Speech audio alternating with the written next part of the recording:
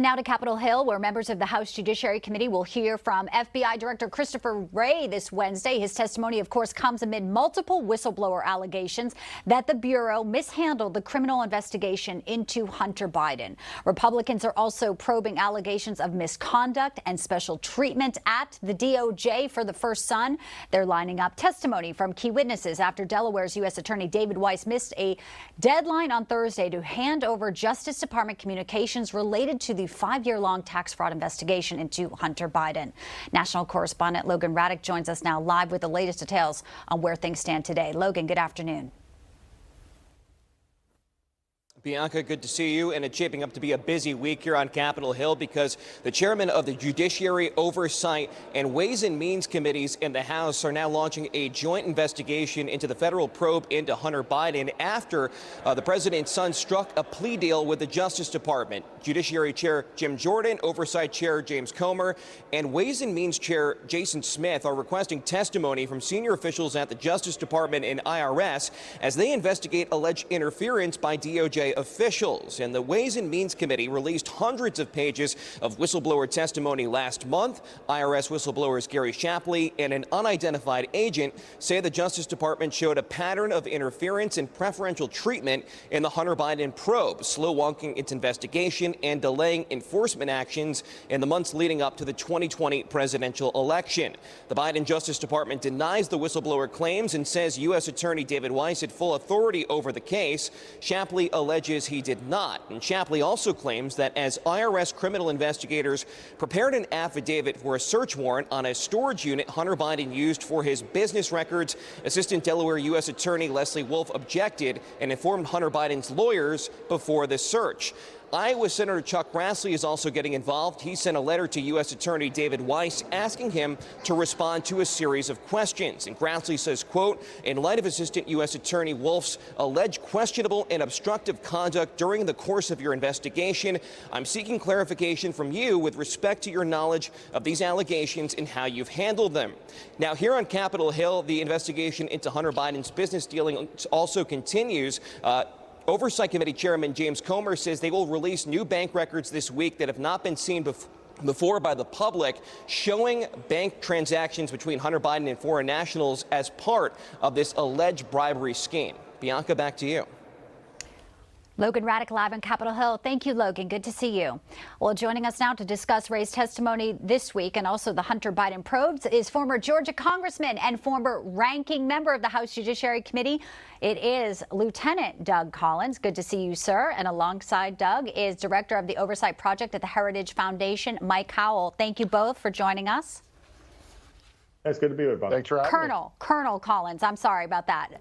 You had an upgrade there in your title. We want to call that out. So, Congressman, first to you, I want to ask you about this Leslie Wolf situation. You just heard Logan's report there. Apparently, she's accused by the whistleblowers of informing lawyers on Hunter Biden's team that a search was going to happen at the unit. Obviously, Grassley wants to hear from Weiss, but she's also on a list of people that the GOP wants transcribed interviews from. How pivotal will it be when we hear from her, if we hear from her? Well, it would be, I think, very pivotal because under oath, they'd have to be answering the question on whether she did interfere or whether they interfered in this investigation, whether they did inform the Hunter Biden team that they were going after. I mean, again, all of this is just wrong. It just smells wrong. It just looks wrong.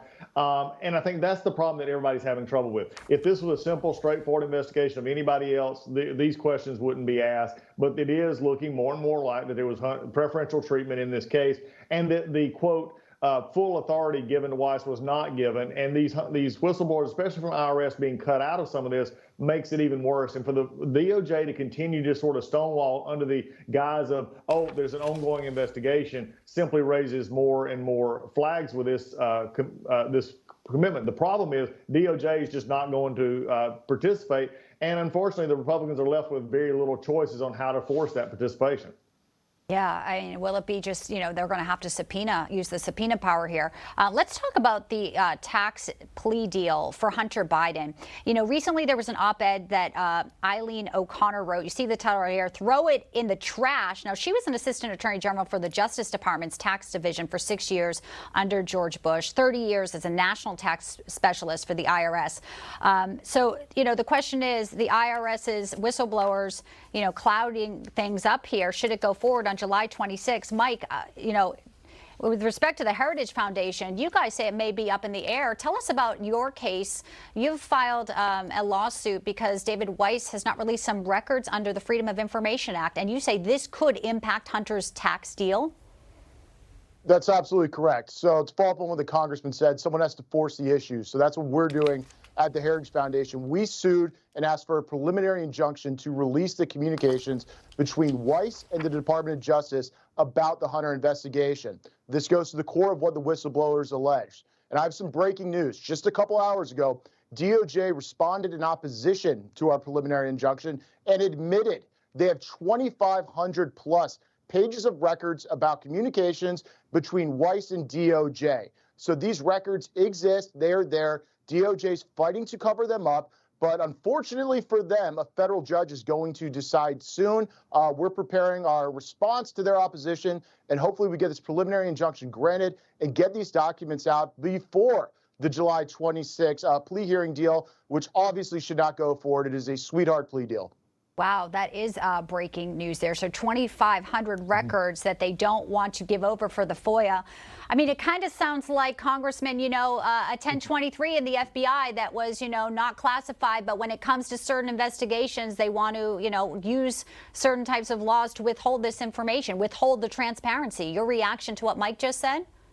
Oh, good job, Mike. That's what I'll say as Heritage on this. Because I think it's something that it needs to be done. Now, the question is, can we get it fully done? I agree completely, and people have forgotten about this. The judge has discretion on that plea deal. And if the judge believes that there's something wrong with it or it doesn't fit what is being told, then they can reject the plea deal and actually do other things with it. So it's good to get this information out. It's just more and more concerning, though. I mean, here's what you're having: a Department of Justice and an FBI, and this is why Chris Wray will be there on Wednesday, although I'm sure he will evade most of these questions going forward, is they seem to be more in cover-up mode of themselves than they are anybody else. Because, I mean, you look at the charges brought against Hunter Biden, you look at the other issues of transparency and disclosure, and then you compare it over the past several years with how they have dealt with other political standing, say conservatives, who have been, raided at 6 a.m. in the morning, who've been taken away, who've had illegal FISA warrants on them. This is all becoming a process in which I don't think they truly, at the 30,000-foot level, understand how bad they look to really anybody willing to take an honest look at this. And that, for America, that's a sad state to be in when you don't trust what's coming out of your Department of Justice. Yes, and this week, what we expect to happen, obviously, FBI Director Wray will testify Wednesday in front of House Judiciary. But also this week, we're looking for Congressman James Comer over at House Oversight to release more Biden business transactions. Mike, how do you think this will shake out? Obviously, there's more pressure on the Biden family business, the alleged corruption there. Could this week unveil some new details for folks who are looking into sort of the money, follow the money, as you say?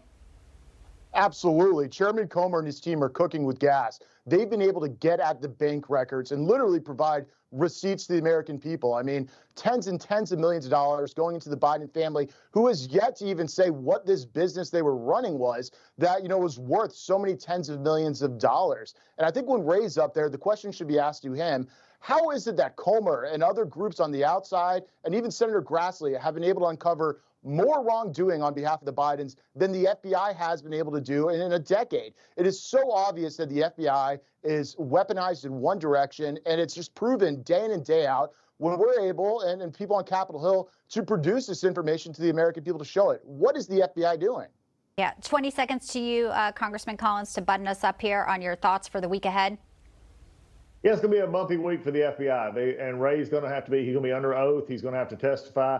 Again, these are with statements they made before. It's going to be interesting to see what judiciary does. Also, with the Comer information come out. And my question is, I've still yet to hear anybody tell me that if they paid taxes on any of that income that the Bidens have now, that has been released, that they were actually received. Again, just more questions coming. Congressman Doug Collins and Mike Howell from the Heritage Foundation. Gentlemen, great to see you. Thanks for bringing us some analysis and new details into the Hunter Biden tax plea deal. Thanks, guys.